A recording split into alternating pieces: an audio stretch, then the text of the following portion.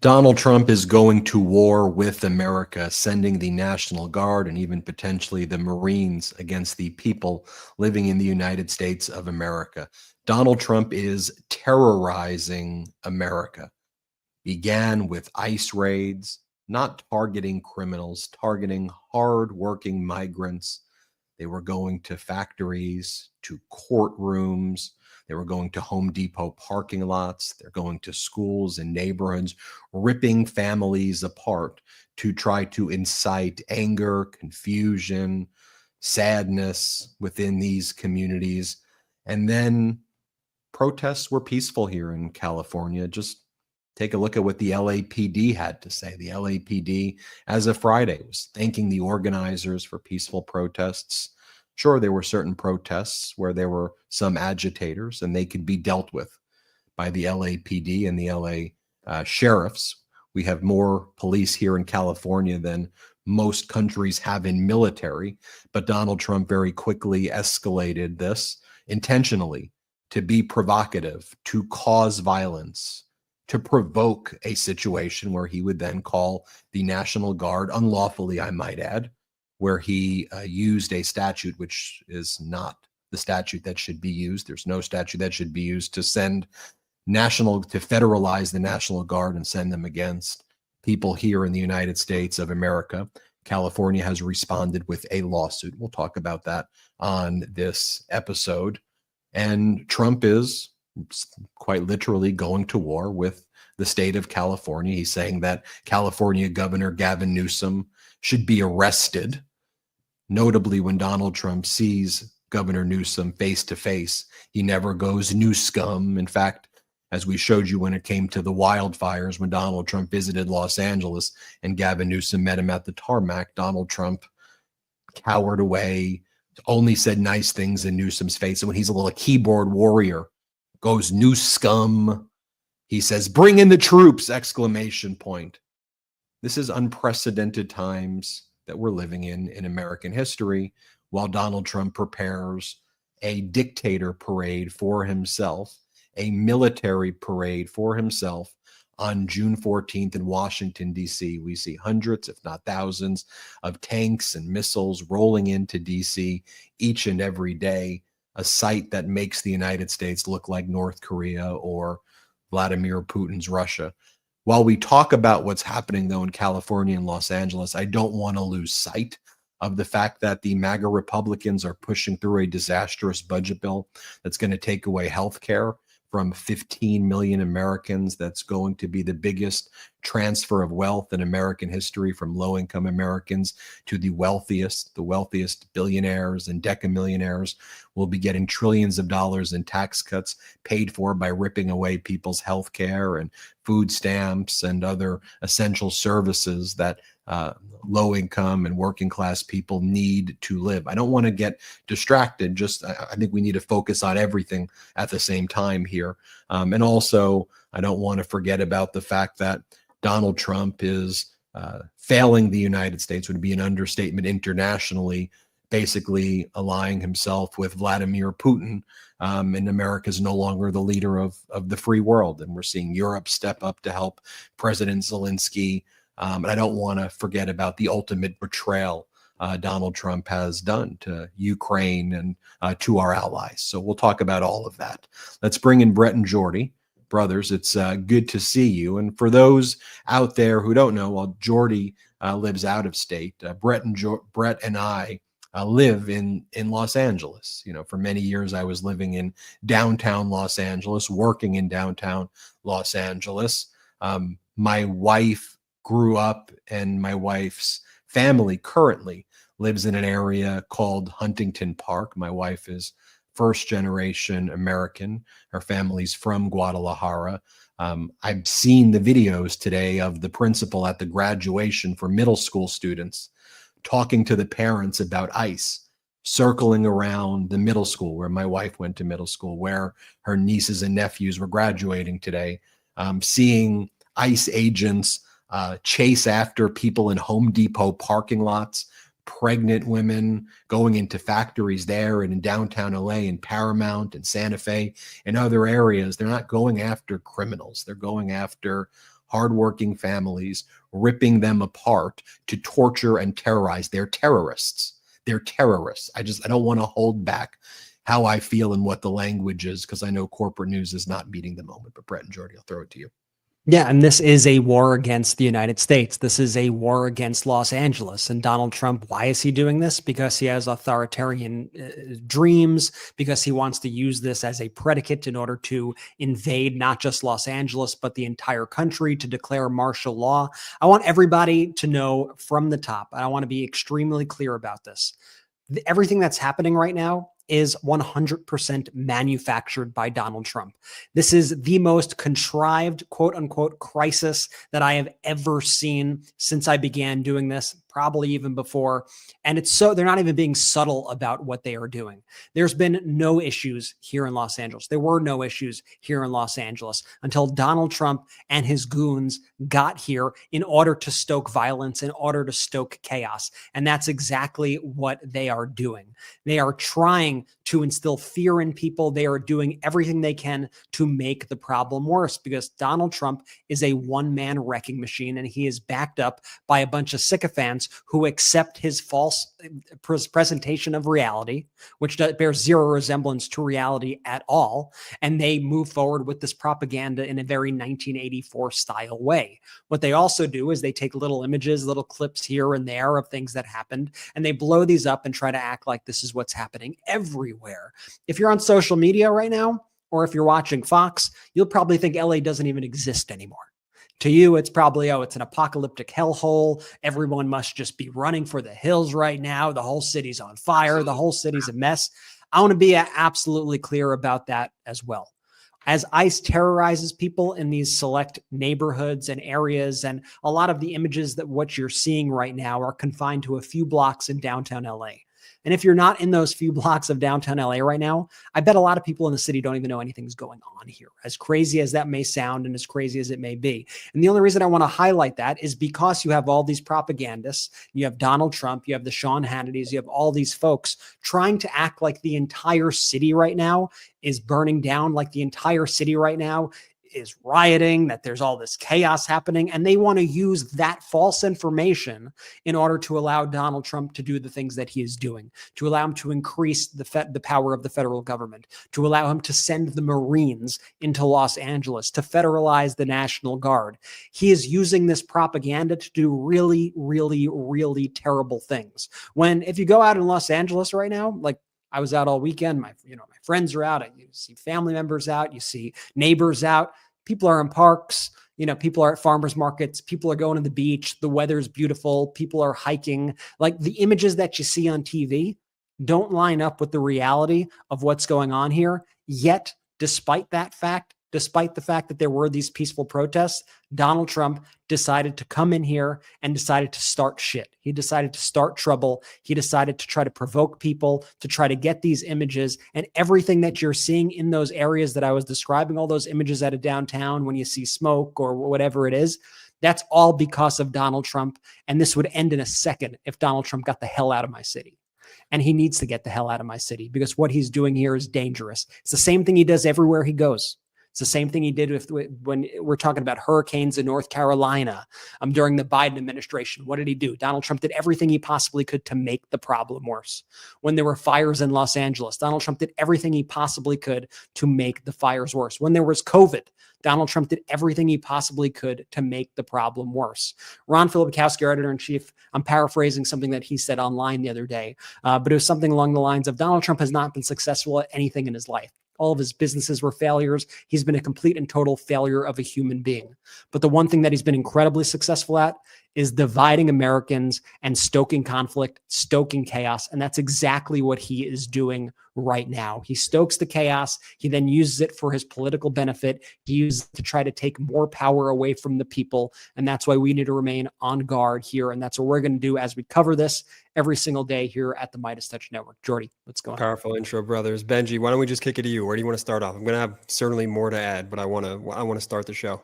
Look, things were peaceful here in Los Angeles and in the surrounding communities, both the city and the surrounding areas in the county of Los Angeles, Don't get me wrong, every city has its problems and has its issues. I'm not trying to portray this as a perfect utopia, far from it.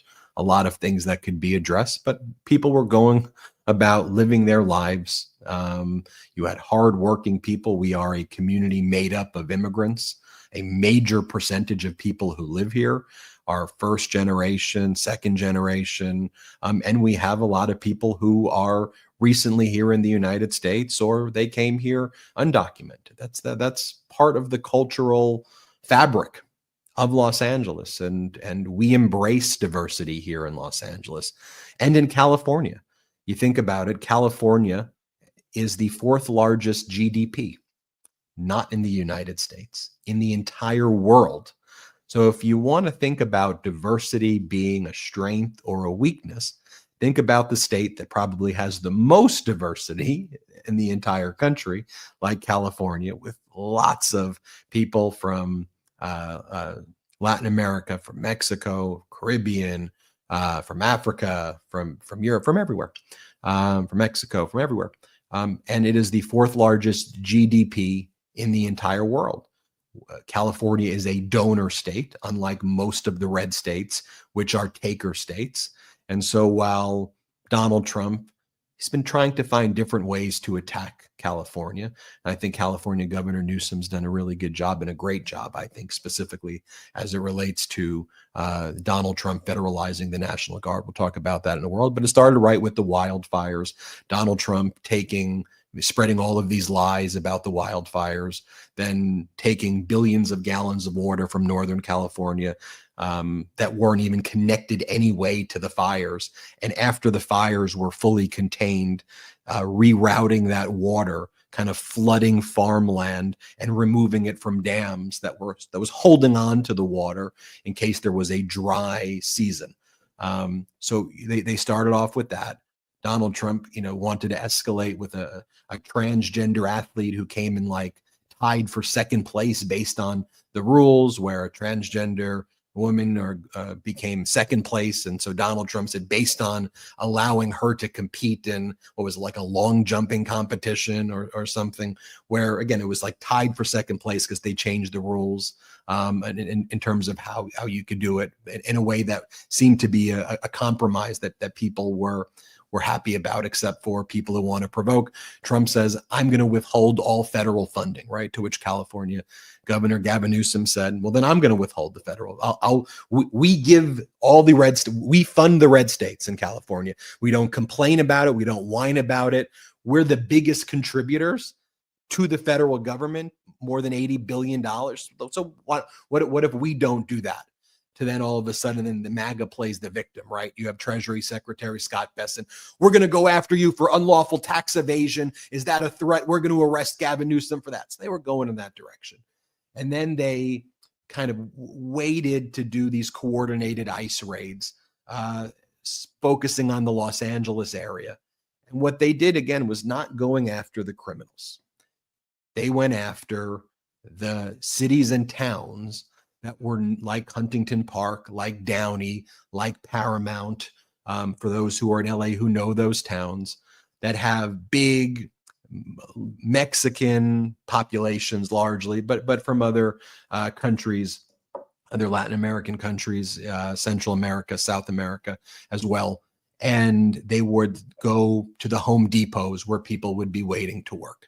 And then the ICE agents wearing masks, dressed in a very militarized fashion, would snatch them off the streets, chase them, snatch them. Then they kind of make a scene out of it, creating, a situation.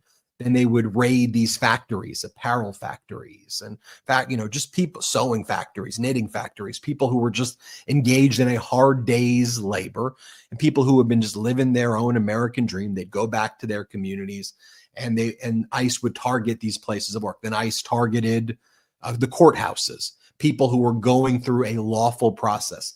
ICE would be waiting in the bushes. They'd be waiting inside the courtrooms, and they were testing this all throughout the country in smaller places, right? Before they really launched their big full mission here in Los Angeles. So then they're waiting in a courthouse called Roybal in downtown.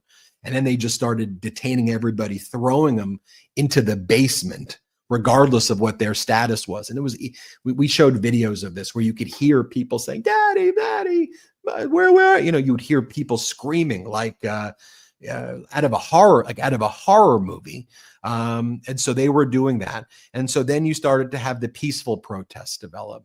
Now, one of the things that ICE did right away, and they did this on purpose, is they attacked a major labor leader in California, a guy named David Huerta, who leads the SEIU union here in Los Angeles. And he's the president of the union in California.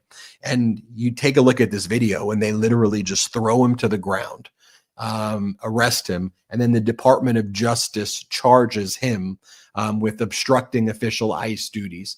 So they were looking at these various kind of touch points to provoke this. Still, you had the peaceful protests, through Thursday, even through Friday.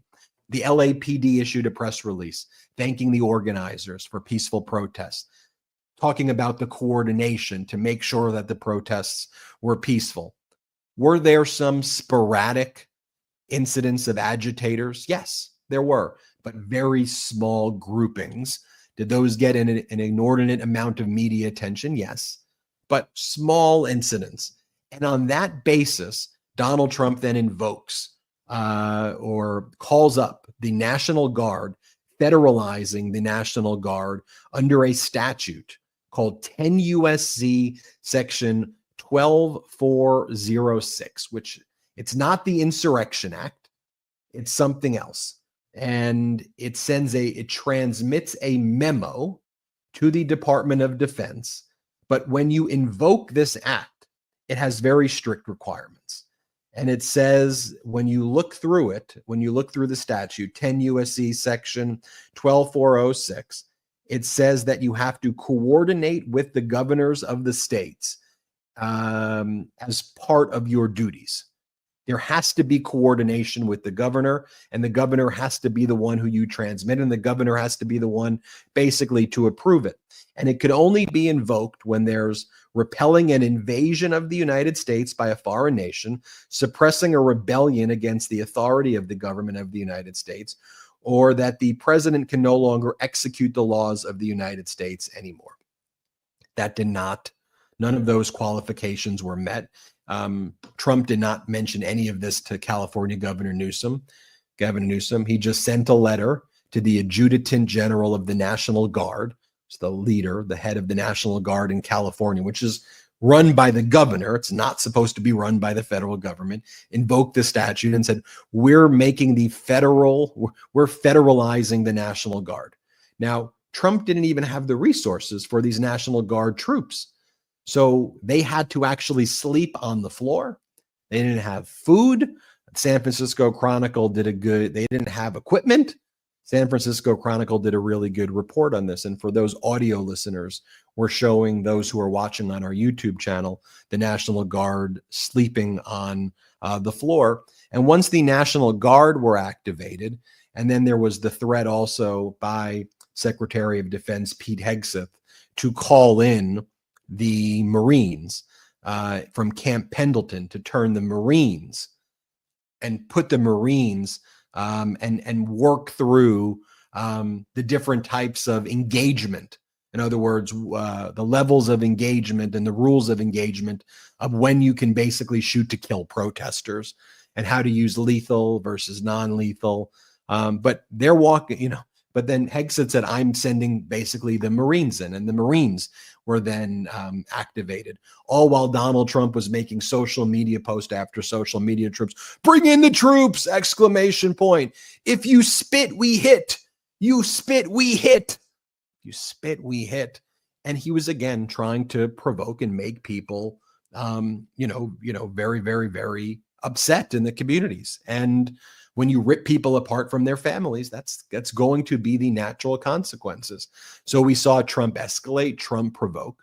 And I also, before throwing it back to you, Brett and Jordy, and I'm sorry if I kind of rambled a little bit there, just so everybody knows how the process would normally work. As I mentioned at the outset, between the LAPD and the LA sheriffs, there are more police than most nations have in their entire army working for the combined LA sheriffs and the LAPD. there's an escalation protocol within the LAPD and LA sheriffs. And then if they don't have the resources, after going to the highest level of escalation, they didn't even have to go anywhere near that. There's then a process where they can reach out to other counties and cities to ask them for support within the state. Then if that escalation doesn't work, then the governor can use the National Guard. If the governor feels they're unable to, utilize the National Guard themselves effectively, then the governor's the one who requests of the president, hey, we need your help. We need federal resources, which has very rarely happened throughout American history. And even before then the governors often reach out to other governors in other states because, right, states' rights. Where have we heard that? States' rights.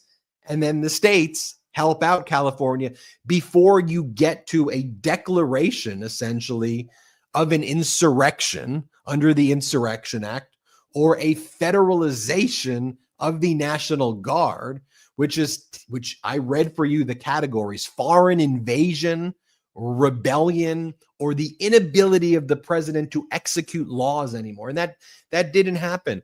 But Trump was thirsty for this moment. And I want to add this important factor, because when we come back, we'll talk more about the lawsuit that California filed, the implications of that lawsuit. But when Trump invoked this statute, he also did it for a period of 60 days. And it doesn't mention Los Angeles or California. It says 2,000 National Guard troops to start, but then it says at the discretion of the Secretary of Defense, it can be raised to whatever, and it's not limited to California. What this declaration allows is any state, in any city within any state, in any county for the next 60 days. It's basically a way to declare martial law without actually saying it, is what this declaration is doing. It's a way to invoke a military dictatorship without actually saying those terms. Because think about it, if in a 60-day period, you've given your power, you've given yourself the power away from governors to put the military anywhere in the United States, which is what this gives Trump and Pete Hegseth the power to do, how is that not a dictatorship? Frankly, how is anything that Trump did before not a dictatorship? I've been saying we've been living in an authoritarian regime already. And then I'll layer this last piece on, which is, I think that the timing of this is very much related to the military, the dictator parade that Donald Trump is holding on June 14th, which is his birthday. Thousands of tanks and missiles and soldiers, they're all headed to Washington, D.C. And I think that Trump views that day symbolically always as his dictator day. And he wants not just the trappings of dictator, but the force of dictatorship. And so I think that all of this is also related to that date in particular.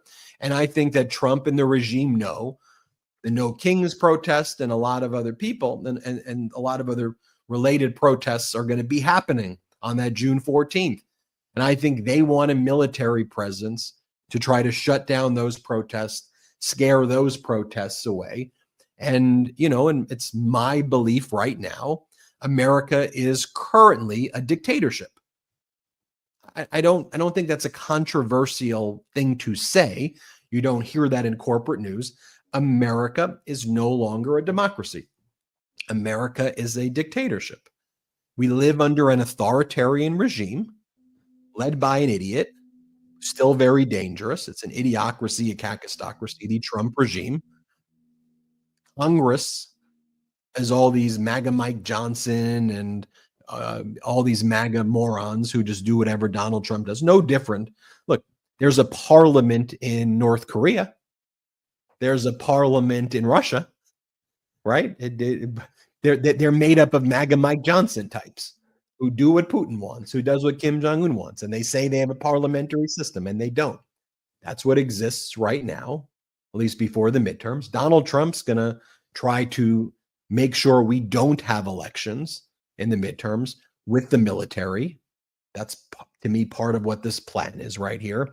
And I'm not trying to say this to be hyperbolic. When we come back from the break, we'll show you the receipts. I'll show you what it is he's saying, calling for Newsom to be arrested, sending the Marines, calling in the National Guard. We'll show you the facts. Trump's saying that he wants to have troops everywhere. We'll show you the receipts. We need to be prepared. We need to look at this clear-eyed. We need to understand the reality. You also layer in the fact that you had that great reporter at ABC, Terry Moran, who criticized Trump and Stephen Miller for what they've been doing in a post. And then the Trump regime calls Disney, and immediately Terry Moran gets suspended. The regime calls the media company, and then the media company suspends the reporter for saying that what Trump and Miller are doing is cruel because it hurts the regime's feelings. It was a long rant by me. I apologize. But I think I had to. I don't know how else I could cover the developments of what has happened, Brett and Jordy. I don't. No, yeah. What else can you say there, Ben? You summed it up perfectly, and I know it's deeply personal for you, especially with your family and your daughter. And it's so insane to see this play out on such just a human level. Like, this is just so not right, what we're witnessing. And don't be gaslit by anyone into thinking that any of this is normal. And Ben, I think it's very astute of you to also bring up what's happening this weekend. I think there's a larger macro picture here of this authoritarian playbook 101 that we're witnessing unfold before our eyes, right? So when you're looking at what Trump's doing this week, instigating this civil uneasiness, going into these communities, going into sending ICE into middle schools. And this is disgusting stuff, dystopian stuff, sending ICE to Home Depot. These aren't criminals. These are pillars of the community that he's disappearing. And so, of course, people are going to be upset by this. This isn't even necessarily what he campaigned on, right? He said, we're getting the criminals out of here. Tell me a middle school student that's committed a crime of this severity. It is absolutely disgusting. And then you fast forward here and you're looking at this weekend, and I'm going to say this because, Bill Maher, before he went sideways, used to really say this a lot. And I really appreciated when he dug in here. Military style parades in the streets of the United States? Are you kidding me? That's stuff you see out of North Korea. That is disgusting. That's stuff you see in Russia. That is disgusting. And so now to celebrate, quote unquote, dear leader's birthday, not only are we disappearing people from the streets of Los Angeles, but now we're going to hold a military parade in honor of dear leader. Are you kidding me? Like, I know our audience is as frustrated and disgusted and appalled as we are. I know y'all are. This isn't normal. Like, this really is unhinged, maniacal, disgusting behavior. And there's no other way to look at it. You cannot normalize this stuff for not even a second, Brett. I'm going to disagree with you in one thing. This is exactly what Donald Trump ran on. This is exactly what he said he would do time and time again. And everybody constantly said, oh, he doesn't mean that. He doesn't mean that he's going to do that. No, we told you time and time again that he meant exactly what he was saying he was going to do. And now he is doing it. And now we are seeing the chaos of this. Heck, Kamala Harris warned about this on the campaign trail. And we have the receipts. If we have time, we'll play at least a clip of her warning about this back in, this is at least October 2024, speaking about the actions that Trump was threatening. And I want to just paint the picture for you clearly. And it goes off what Ben was saying before. Right now, you have 700 Marines being mobilized and sent into Los Angeles for no reason. There's no reason to ever do that. You have that happening here. You have the National Guard here in Los Angeles. You have Donald Trump saying that he is going to Camp David to meet with his top military leaders to discuss strategy, to discuss a lot of important issues right now. So he's going to meet with top military people at Camp David. You have those two things. In addition to that, you have these harrowing images of tanks rolling into Washington, D.C., for Donald Trump's dictator parade. I think when you put all those things together, when you take any one of them by himself, they look bad enough. But you put those three things together that are all converging on this exact week right now, I think it's a recipe for disaster. And I think it bodes very poorly for what his plans are for this summer. But you know what? The people are fighting back. And I think one of our last vestiges of hope that we have here, as the people who abdicate their responsibility, the politicians, the media, you name it, we have our voices. And I think that's important. And as long as we're able to speak our truth here on the MeidasTouch podcast, as long as you are able to go out and are able to combat this disinformation and speak out, whether it's on social media, whether it's text message chats to friends and family members, we all need to continue to use our voices to spread the truth, to get out the word as to what is actually going on here. And I also just want to sound the alarm, because the propaganda that's going to be pushed by not only just right-wing media, but by media in general who wants to see conflict. The comments that are going to come out of the White House that are going to be reaffirmed by folks in Congress who are supposed to be people who you would ordinarily be able to trust in situations like this.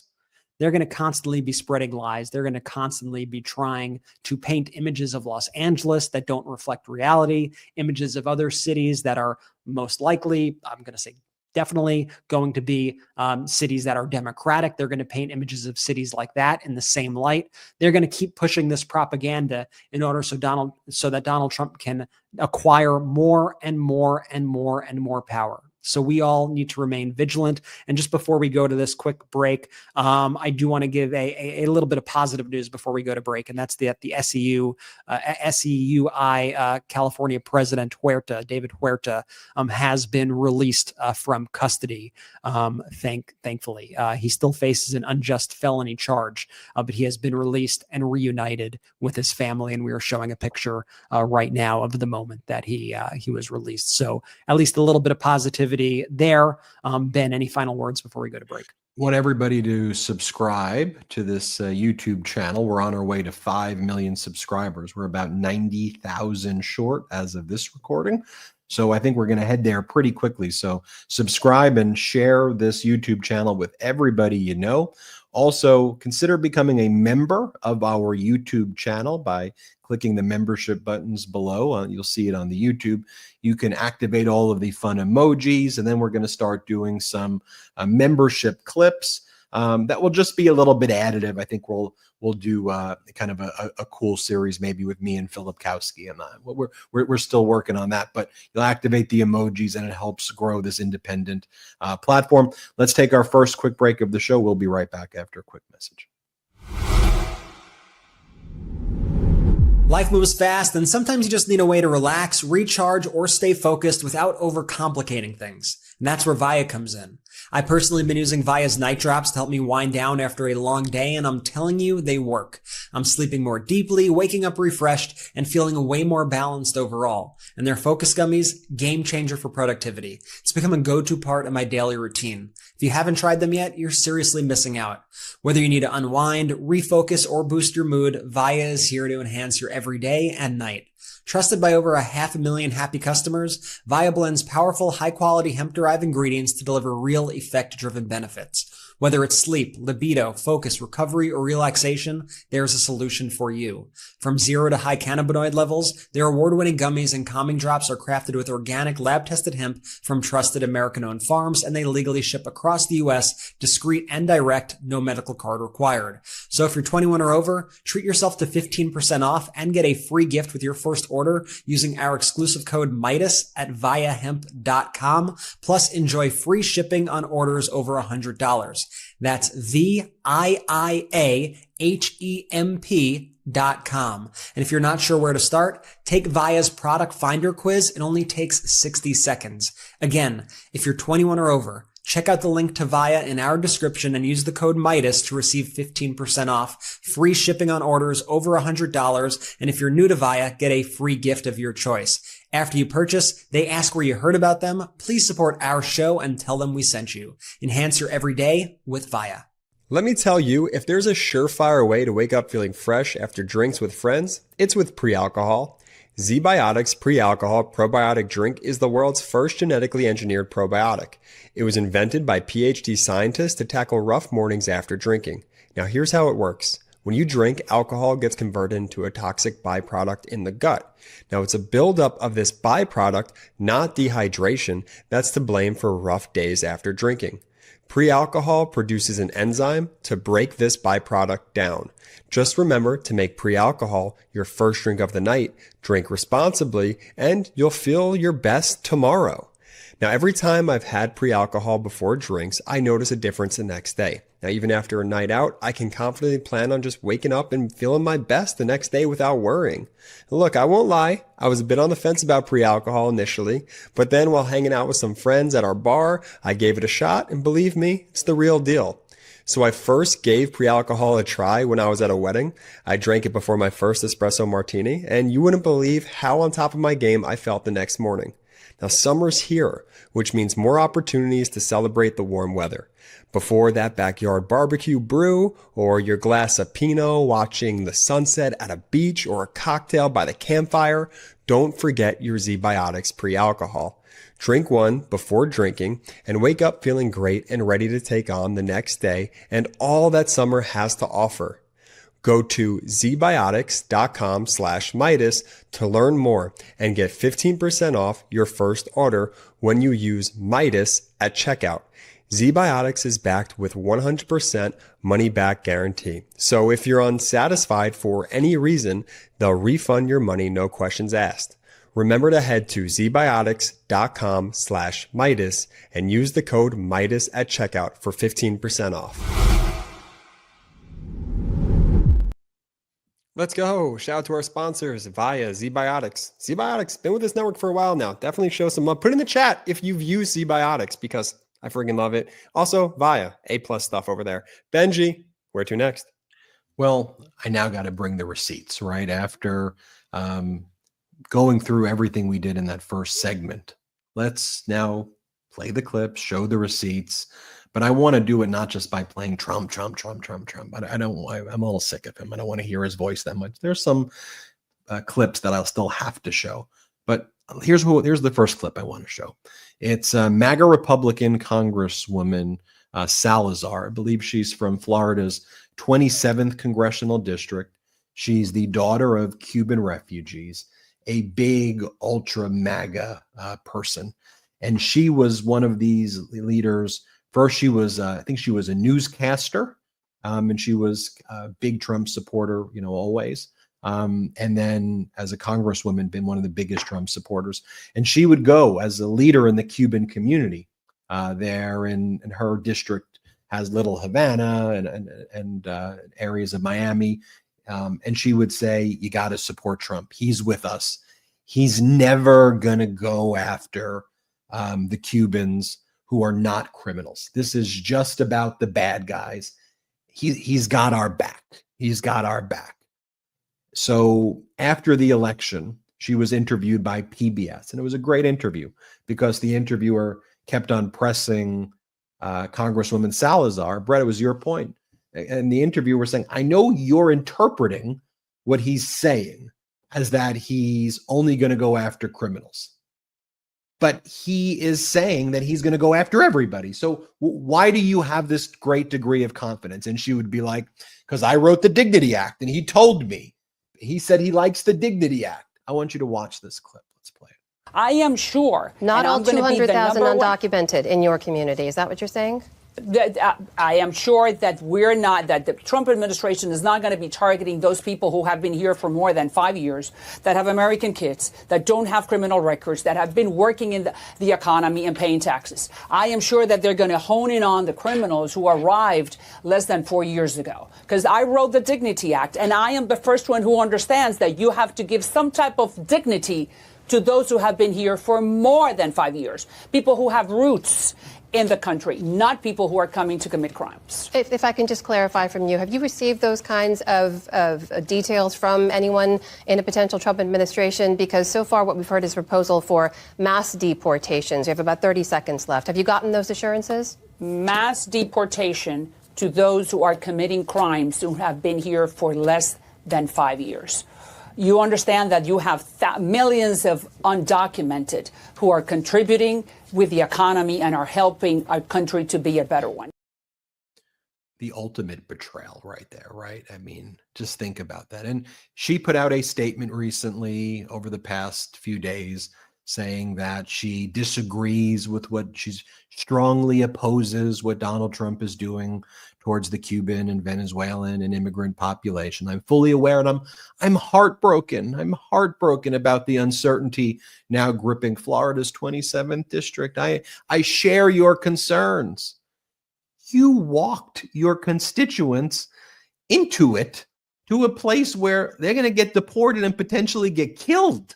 Like your parents fled Castro, or if you were from Venezuela, Maduro, or the line of dictators there, Chavez, to then elect Trump, who's a worse version of them, and then your legacy will be selling out your people and saying to vote for the guy who's there to kill him. And then Ileana Garcia, she's a state senator in the similar area. She started Latinas for Trump, been a big Trump supporter since 2016. And she reiterated, I stand with Congresswoman Salazar, how deeply heartbroken I am. I can't be silent. But here's the thing, those people will still support Trump. We disagree with him on this issue, but on the other issues, we still think that, we're Republican and we agree with those issues. The issue you disagree with him is that he doesn't want you to exist. I don't know how you get to the issue of being angry about a transgender volleyball player or focusing on whatever the culture war issue that Fox is pushing, when the main issue is your very existence. If a politician ran, when I'm in office, if your name is Ben, I'm going after you. I'm going to kill you. I'm going to send you to the worst places. And I'm a Ben. And I go, you know what? He does make a good point, though. What are you talking about? In what world does this make sense? And you have to believe that because how Donald Trump made them feel, that they felt they were different, that they thought that they could hang out at Mar-a-Lago and they would be like the white people at Mar-a-Lago, like the Afrikaners, who Trump wants to claim there's a fake white genocide going on in South Africa and bring over. You could hang in Mar-a-Lago and that Trump will put his arm around you. No, you are a pawn. You are a puppet. Wasn't it so obvious? You were the mark. And now you've put your whole community through this, and all you've got is that you're heartbroken. You've destroyed lives. You're as complicit, if not worse, than even Trump. But Brett, former Vice President Kamala Harris, she gave multiple speeches, and then she had even like video behind her where she would show what the statements are. Let me show you this speech. I think this was October 23rd, 2024. Former Vice President Kamala Harris, one of the speeches that she gave. It was right around that time period, at least. Here, let's play it. Yesterday, we learned that Donald Trump's former Chief of Staff, John Kelly, a retired four-star general, confirmed that while Donald Trump was president, he said he wanted generals like Adolf Hitler had. Donald Trump said that because he does not want a military that is loyal to the United States Constitution. He wants a military that is loyal to him. He wants a military who will be loyal to him personally, one that will obey his orders even when he tells them to break the law or abandon their oath to the Constitution of the United States. In just the past week, Donald Trump has repeatedly called his fellow Americans the enemy from within, and even said that he would use the United States military to go after American citizens.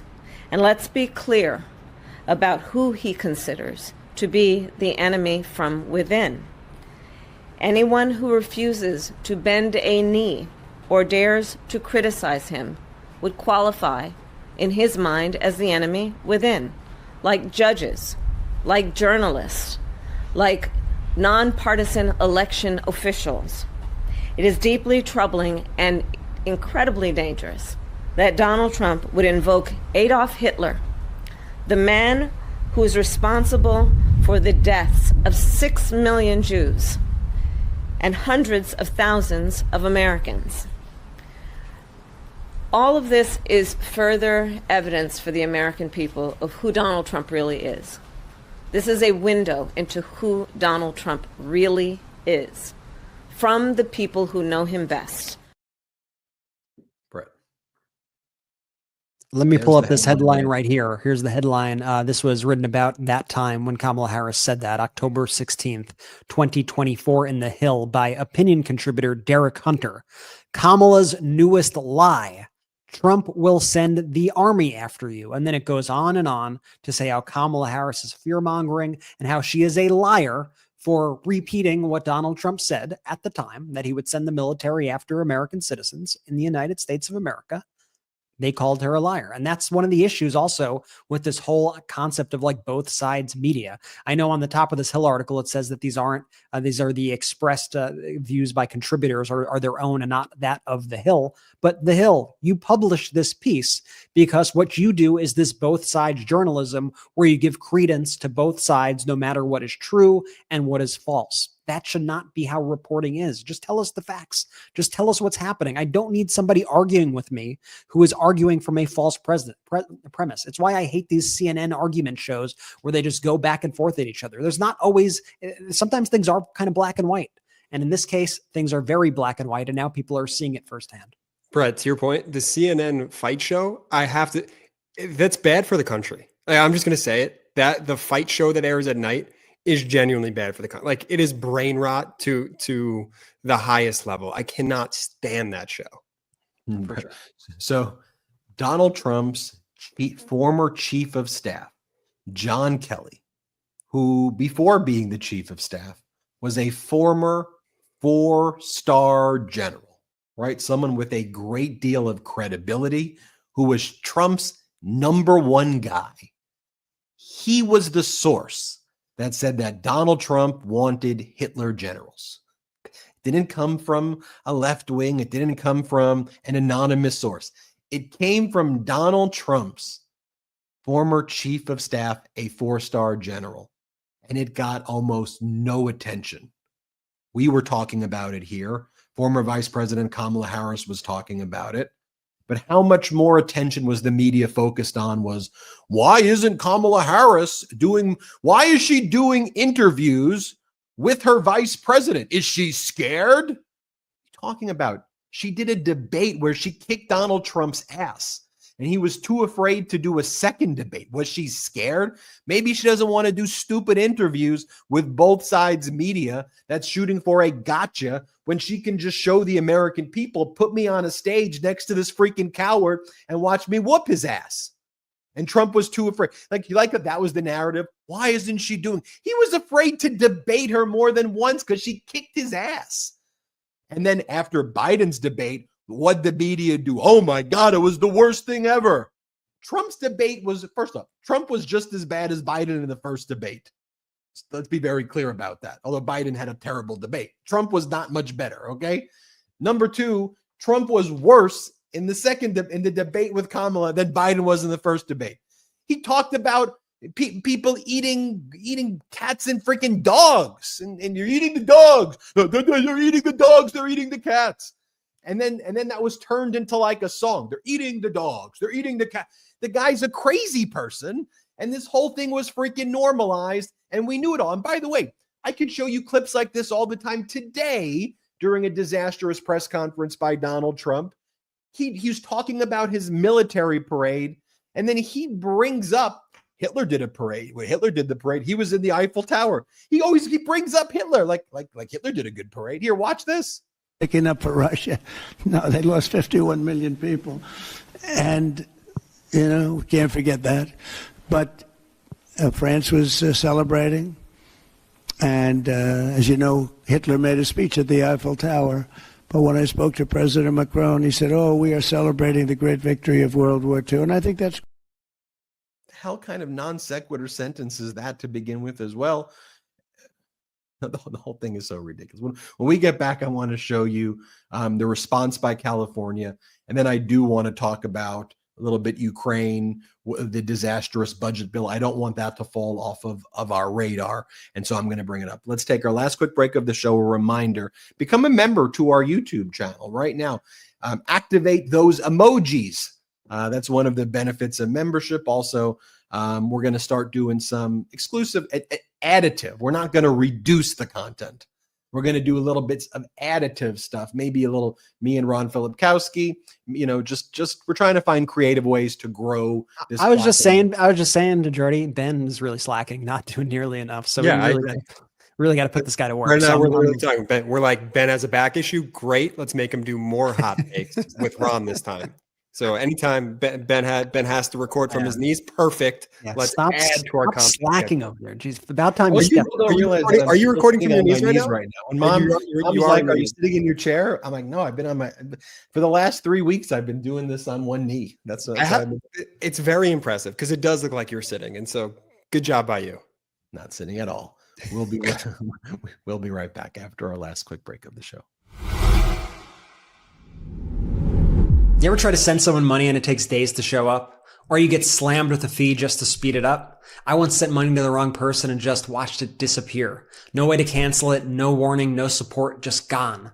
That's why I switched to Cash App, and honestly, I haven't looked back. It's fast, easy, and safe, exactly how money apps should work. Setup was instant. I just entered my phone number, a few basic details, and boom, I was ready to go. No bank account needed. And the best part, no waiting around. I sent money to a friend for concert tickets, and it hit their account immediately. No weird processing delay, no pending, just done. Plus, Cash App watches your back. If you're about to send money to a suspicious account, it will warn you. That peace of mind, huge. And okay, yes, I do customize my payments with dumb emojis and brunch pics. It makes paying people back actually kind of fun. I love using Cash App because it's fast, it's safe, and it just makes life way less stressful. For a limited time only, new Cash App users can use our exclusive code to earn some additional cash. For real, there is no catch. Just download Cash App and sign up. Use our exclusive referral code MeidasTouch, M-E-I-D-A-S, in your profile. Send $5 to a friend within 14 days, and you will get $10 dropped right into your account. Terms apply. That's money. That's Cash App.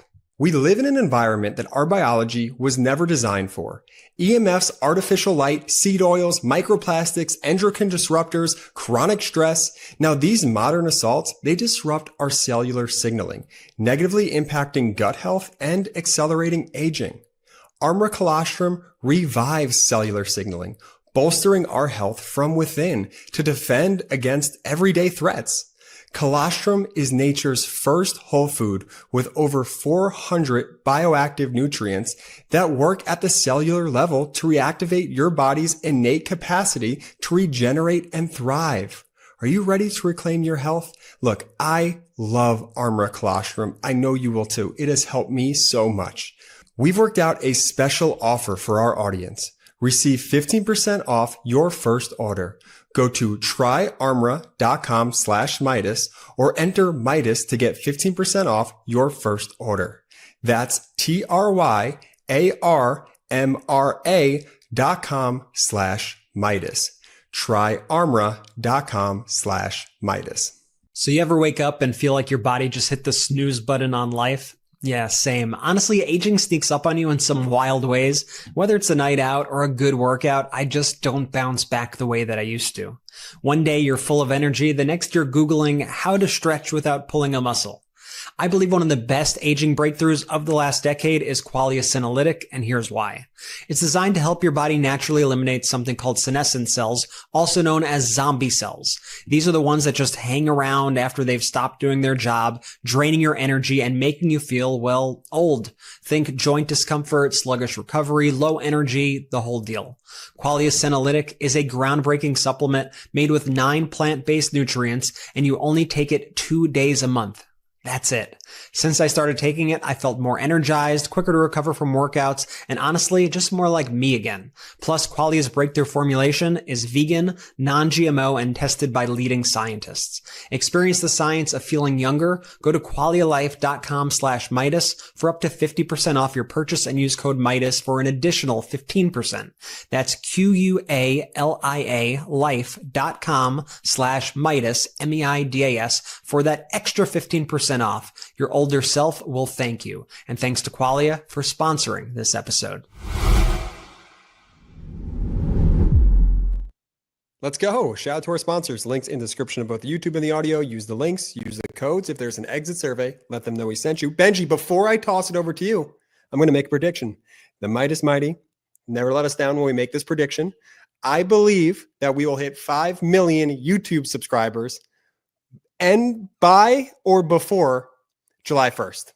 So that's 20 odd days right now, depending on when you're listening to this. Don't make me look like a fool, y'all. The Meidas Mighty have never let us down before. We are on our way. We're about 90,000, 89,000 subscribers. Y'all hit subscribe right now if you haven't yet. We're going to hit 5 million before July 1st. Bookmark it. Let's revisit this in 20 days.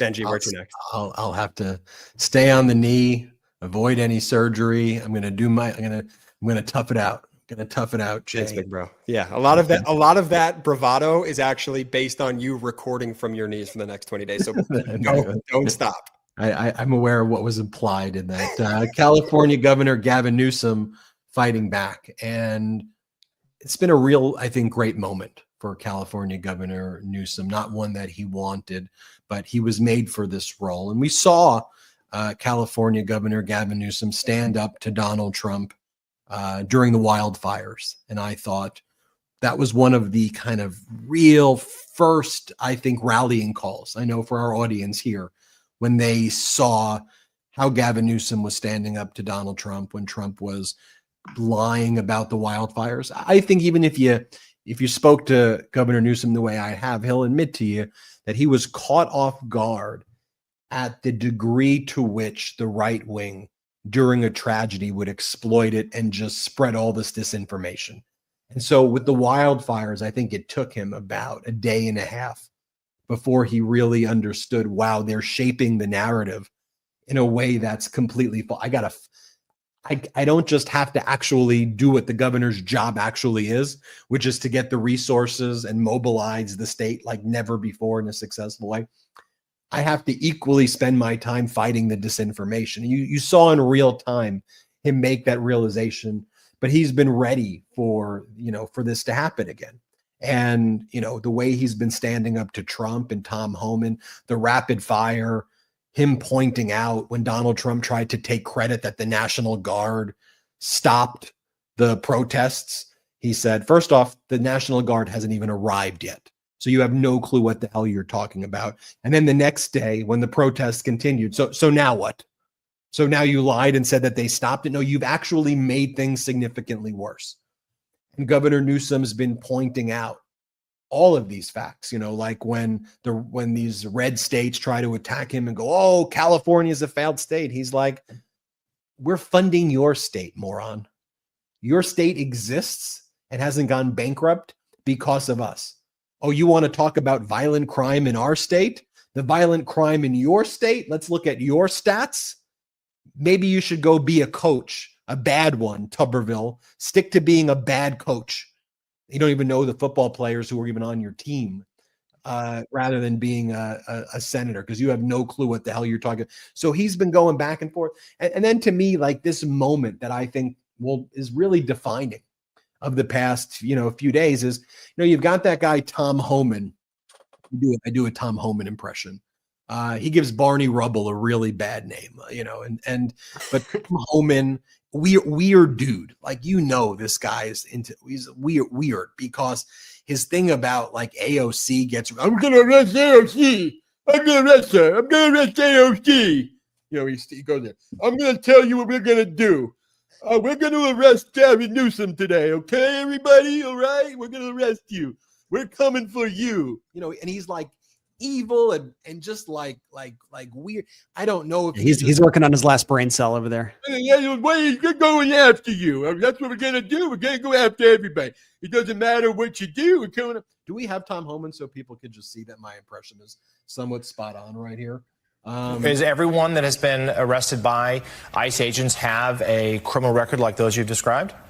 Absolutely not. And I said from day one, January 20th, we will prioritize public safety threats and national security threats. However, we will enforce law. I may prioritize my family life over over my work. It doesn't mean I ignore my work. We're going to force the immigration law. We've been honest about that from day one, especially in sanctuary cities where we can't get the bad guy in the safety and security of a jail. They release him to the street. Well, we got to go to the street and find them. And when we find them, many times they're with others. Others are in the United States illegally, may not be a criminal target, but guess what? If ICE is there arresting that bad guy and other aliens are there, we're going to arrest them. That's what sanctuary cities get. They put us in the neighborhood, they force us in the neighborhood. This is what happens. Now, here's what Governor Newsom had to say about that. Let's play it. Has been here 10 years. The fear, the horror, the hell is this guy? Come after me, arrest me. Let's just get it over with. Tough guy. You know, I don't give a damn.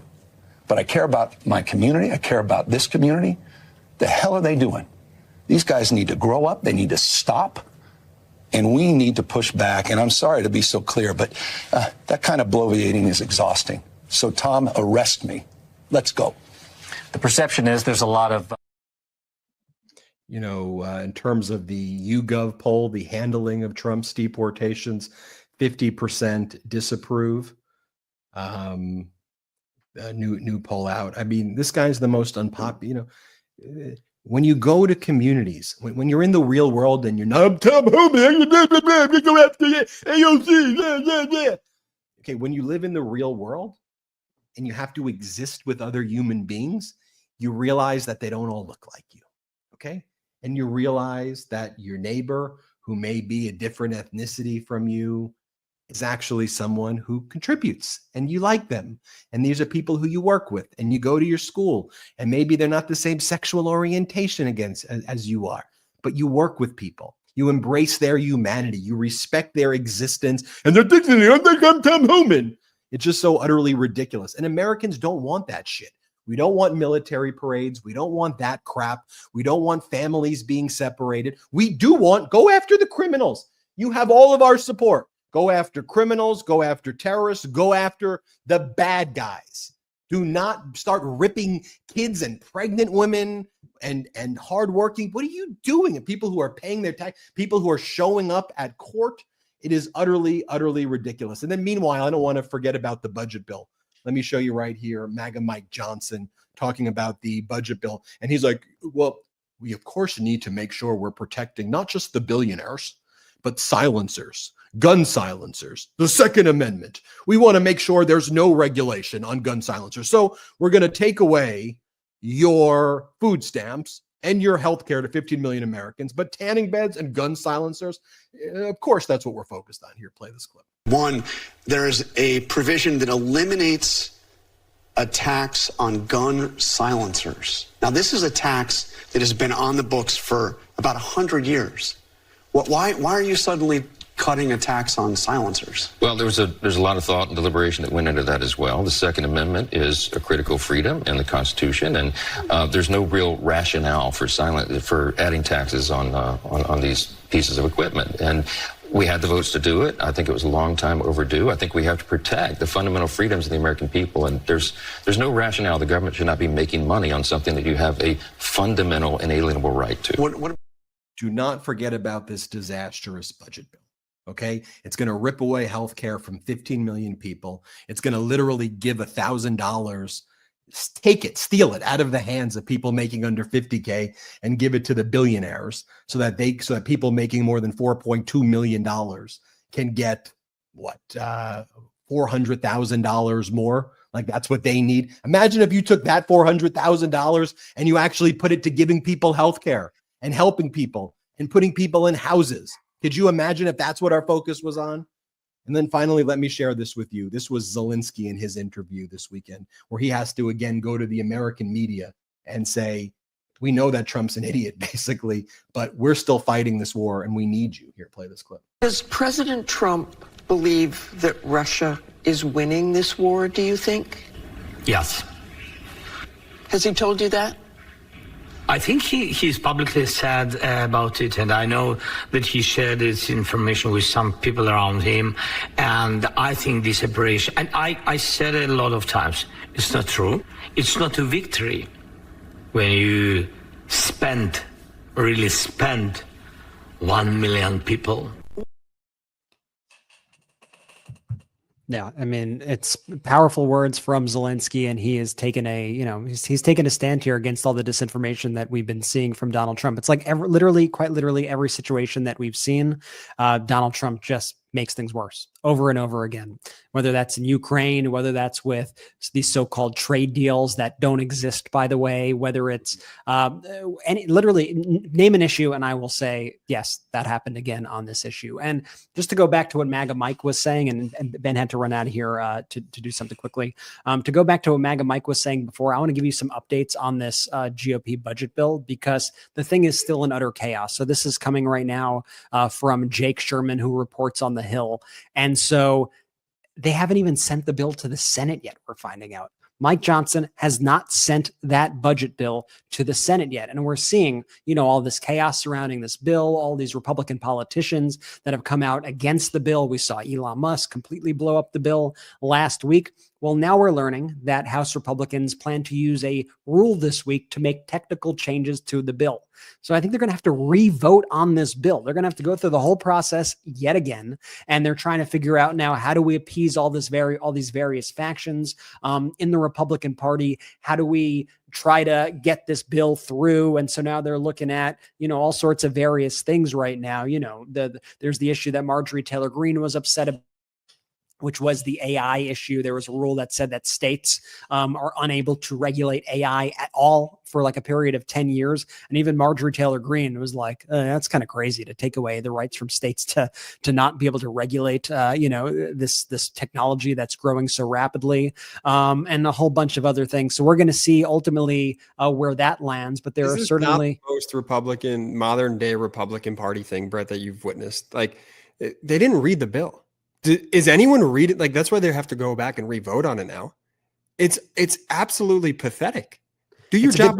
Do your job. Do your job the first time. You're voting on law. What are you doing? You're not reading the bill. Now we have to go back and do this whole process all over again because you were too lazy to do what the taxpayers are paying you to do. What are we doing? Yeah, and it's like now Republican politician after Republican politician continues to come out with a statement. Oh, I didn't actually read this portion. I didn't actually know that we were going to, that's actually your job. Okay. And if you want to blame it being rushed through, whatever, well, you guys did that. So like enough is enough. Take some damn responsibility for your actions. And it's just insane. Stop making the American people the victims of your ineptitude. It's what you do every single day, and it's just unfair to the American people. You're supposed to govern, okay? That's why you were supposedly elected for some reason, right? So maybe do your jobs and stop trying to start shit with the American people. Stop going to war with the American people, whether it's stripping them of their health care or whether it's sending the military onto the streets in order to spark chaos. It's not right. It's not okay. This is not what the United States of America is supposed to be about, but apparently it is what it is about under this Trump administration, and it is so incredibly gross. I do want to give a shout out to Gavin Newsom for the way he's been handling this crisis. He's really been proactive with it, and I feel like I would watch his moves, his communication style, and what he's been doing on digital, especially because he's been very good. And he's honestly probably the first elected politician that I've seen currently who has been very skilled at getting ahead of the messaging, at making sure that he swats down the lies that prop up from this MAGA cesspool online. Because as Ben was saying before, he had to deal with this last time too during the fires when these MAGA people were spreading all of these lies about the city. So now he's doing it again. So he has to both be a governor and he also has to be a fact checker and he has to be a digital media savant and has to be able to get out a message now quicker than other people are able to get out their messages. And as we know, lies often spread a lot quicker than the truth. So like I said earlier in this episode, as we go into these coming days, Trump and Hegseth and all of these people at the White House, all of these Republicans, they're going to continue to try to make things worse.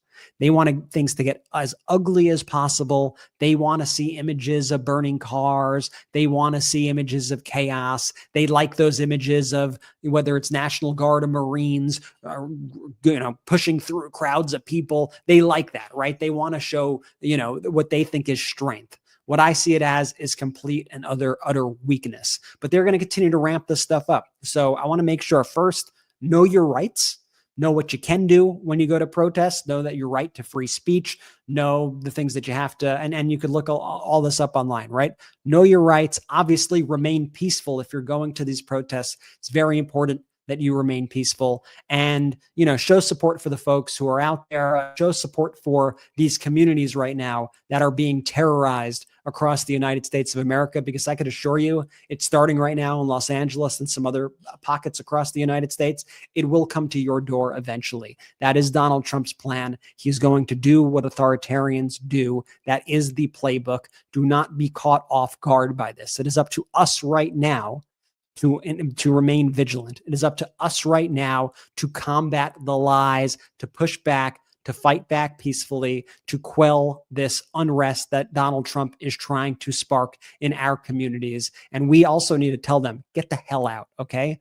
I think that's the most American thing also, right? Imaginable, right? Do you want the federal government encroaching on your space? And I never want to hear ever, ever, ever again from any of these Republicans, from any of these people who can say, oh, we're the party of small government. We don't want the government in our stuff. I've never felt the government more up in my shit than right now. And by the way, also during the previous Trump administration, when I really don't think about the government much? It was when Joe Biden was president and things were quietly getting done, when things were quietly getting accomplished. I think people felt the government in good ways then, right? They went to the pharmacy and they paid $35 for insulin for the first time. I think that's a good way to feel the government. What you don't want to do is see exactly what's going on in our cities, in our towns, in our communities, in our neighbors. So I want to send my solidarity, show my solidarity, to all the people out there who are being terrorized right now by the Trump regime. And Jordy, do you have anything else to add as we sort of wrap up here? No, I just want to say this is a great episode, powerful episode. We covered a lot of information. Thanks to you guys for sticking around, listening to all of this. Thank you all for sharing these episodes. It's really helpful. Please, if you haven't yet, subscribe to our YouTube channel. I'm serious about that 5 million by July 1. I think we could hit that for sure. The power of this community is real. And so if you haven't yet, please subscribe to the MeidasTouch YouTube channel. Please subscribe to the MeidasTouch Podcast on audio, Apple, Spotify, wherever you get your audio. Please download the MeidasTouch Podcast, subscribe to it, give us a 5-star review. That would be fabulous. Please leave I like that. well. Fantabulous? Fantabulous. That was a new one. We're going to just have to keep rolling that out. Fantabulous. There we go. That's good. By the way, just like in the midst of all this, just to go back to some news, because I had this headline in front of me that I wanted to bring up earlier.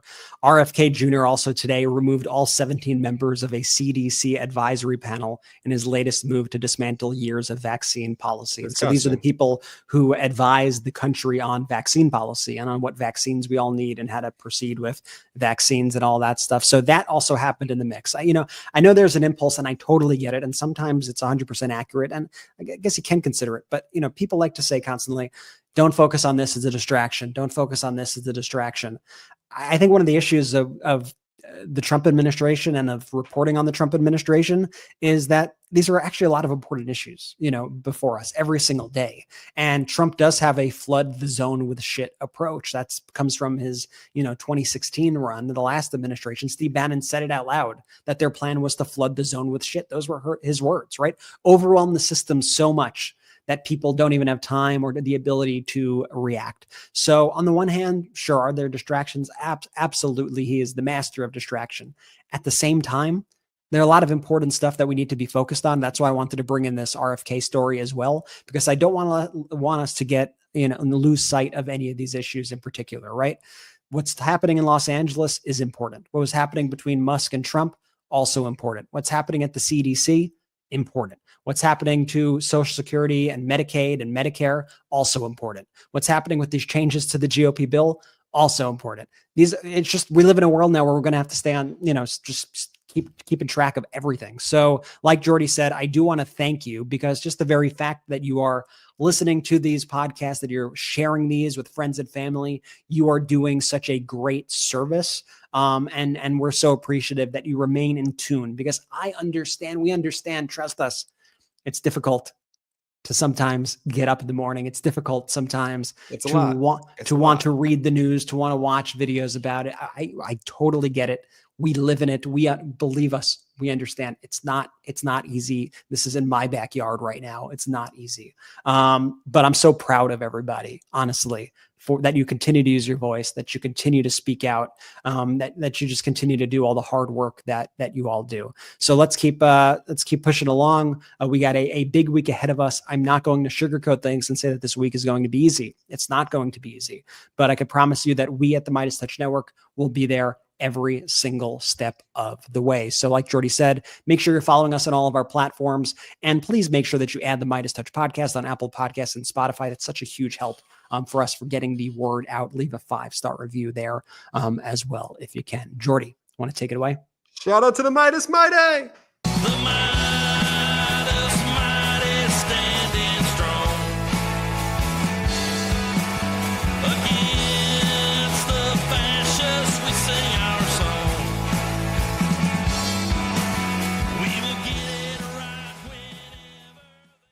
Can't get enough Meidas? Check out the Meidas Plus Substack for ad-free articles, reports, podcasts, daily recaps from Ron Filipkowski, and more. Sign up for free now at MeidasPlus.com.